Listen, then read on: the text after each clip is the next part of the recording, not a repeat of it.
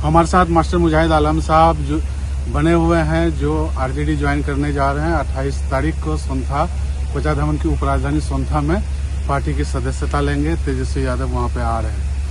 Sir, अब तो मतलब आरजेडी की खबर सुनते ही आपके जो समर्थक हैं उनमें कौतूहल सा मच गया है, बड़े खुश हो रहे हैं लोग और पता ये चल रहा है कि सबके चेहरे एकदम खिल रहे हैं और आप में भी रौनक लौट आई है। क्या बात है।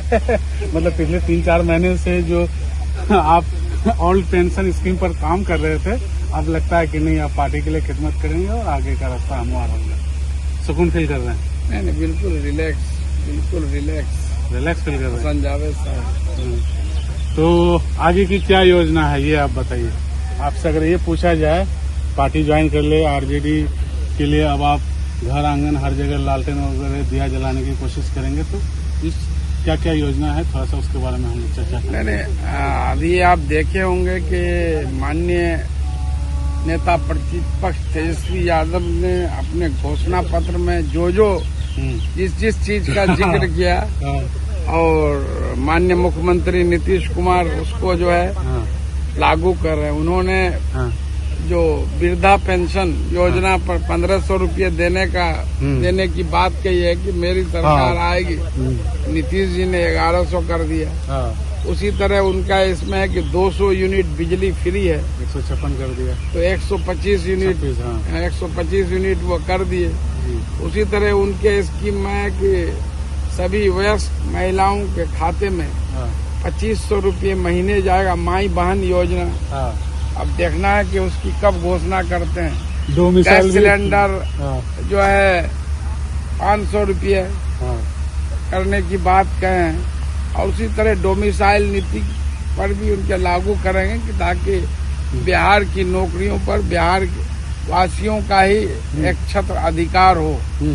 इस पर तो अभी उन्होंने आधा किया कि महिलाओं के लिए सिर्फ बिहार की महिलाएं ही जो आप चाहेंगे कि झारखंड की तरह लागू हो यहाँ डोमिसाइल नीति? जी, सब के लिए। अच्छा, महिलाएं वैसे भी बाहर से कम आया करती हैं दूसरे प्रदेशों में। मेन जो सफर होते हैं हमारे युवा लोग जो सफर होते हैं, तो सबके लिए डोमिसाइल नीति लागू होगा तो वो जो है आवाज आप बुलंद करेंगे एकदम। वो माननीय जो है नेता प्रतिपक्ष तेजस्वी यादव के घोषणा पत्र में ये सब चीजें जो अभी 2025 का जो चुनाव होगा, ये घोषणा पत्र में शामिल ये सब चीजें होंगी। तो इन्हीं मुद्दों पर आप काम करेंगे लोगों को, और बेरोजगार युवाओं को रोजगार। ये तो पार्टी के मामले हो गए। जी। आप के बारे में कहा जाता है, विपक्ष कहते हैं कि आपके समर्थक को आप अपना रोजगार देते हैं, तो लोकल लेवल पर आप क्या करना चाहेंगे पार्टी पॉलिसी से हट करके? नहीं, मेरा बहुत सब आधा अधूरा काम है। सड़क बताइए ना सर, क्या क्या है बताइए। इस पर बहुत कुछ काम हो चुका जो है अब जो है मेन है कि कोशिश रहेगी कि कुछ उद्योग वहाँ लगे ताकि जो हमारे जो हुनरमंद बच्चे हैं जो बाहर जाते हैं उनको घर में ही रोजगार मिले। मैं बाहर जाता हूँ जहाँ भी, दिल्ली, मुंबई, लुधियाना, सूरत, अहमदाबाद, चंडीगढ़, आप पांडिचेरी भी जाएंगे तो वहाँ पे लोग मिलेंगे। जी। तो सबकी ये शिकायत रहती है कि जो है हमको अवसर जो है मिलना चाहिए। हम लोग जो घर परिवार छोड़ के इतनी दूर करते हैं, तो उस पर हम काम करेंगे। दूसरा है कि आपके शीतल नगर झील को सुरजापुरी हाट के रूप में टूरिज्म सर्किट में लाना है। जी, बहुत कुछ उस पर काम कर चुका हूँ। दाती तालाब भी चाहिए। जी, वो काम कर चुका हूँ। 55 एकड़ में फैला है और 10 एकड़ जमीन उसमें एक्वायर करने का पूरा प्रस्ताव जिला पदाधिकारी किशनगंज ने। असुरा रिवर फ्रंट भी चाहिए। जी, असुरा रिवर फ्रंट।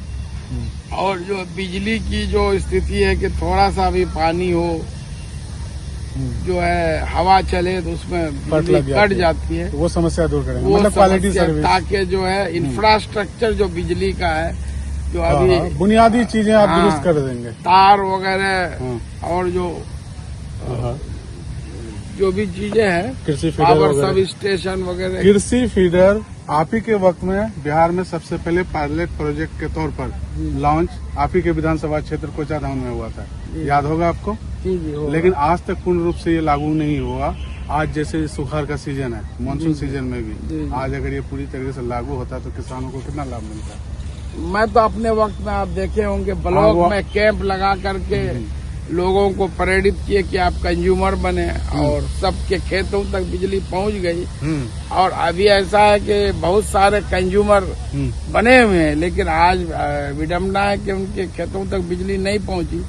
तो अभी जब बात कर रहे हैं कि पहले कंपनी वैष्णो कंपनी थी, अब वो कंपनी का काम यहाँ से पूरा हो गया, तो अब जो पुराने जो कंज्यूमर बने हैं कृषि फीडर के, उनको नहीं मिल पा रहा है। हमारी पदाधिकारियों से बात हुई है, उनका कहना है कि अभी दूसरी कंपनी आई है, अब फिर से जो है कंज्यूमर बनना पड़ेगा। कंज्यूमर बनने के लिए तो कोई पैसे तो अब तो फ्री बिजली मिलेगी 125 यूनिट, तो ये कैसा कदम है नीतीश कुमार का?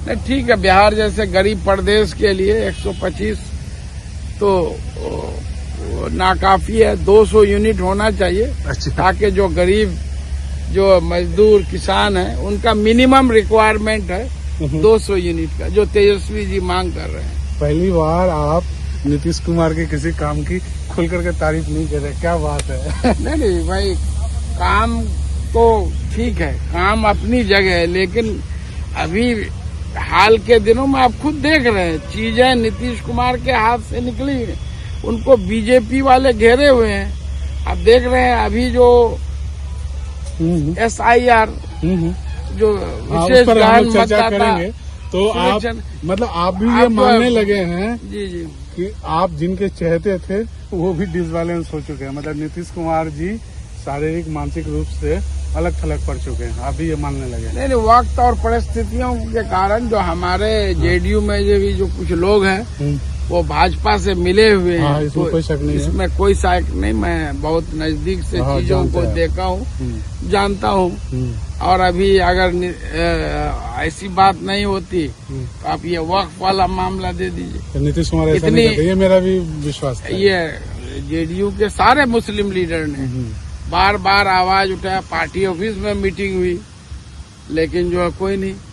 और जो ललन सिंह जी हैं, अब जो वो खुलेआम मंच से बोलते हैं मुसलमान वोट नहीं देते हैं, ये तो बहुत गलत बात है। लोग अब जो है उनको कौन डाटा देता है, कहाँ से वो गाइड होते हैं, से चुप होकर के आपने JDU को अलविदा कर दिया। जो उनकी भाषा है, चाहे वक्फ संशोधन कानून पर भी जो उन्होंने पार्लियामेंट में बोला है ललन सिंह जी ने, उतना बीजेपी के लोग भी नहीं उससे हट करके बोला। उसका अच्छा ये सब चीज आहत हुआ, मैं आहत हुआ कि भाई नीतीश जी का एक फंडा था, हम लोग उसी को लेके थे, न्याय के साथ, बिना भेदभाव के। लेकिन यहाँ भेदभाव होने लगा, अल्टीमेटली हम लोग पार्टी छोड़े।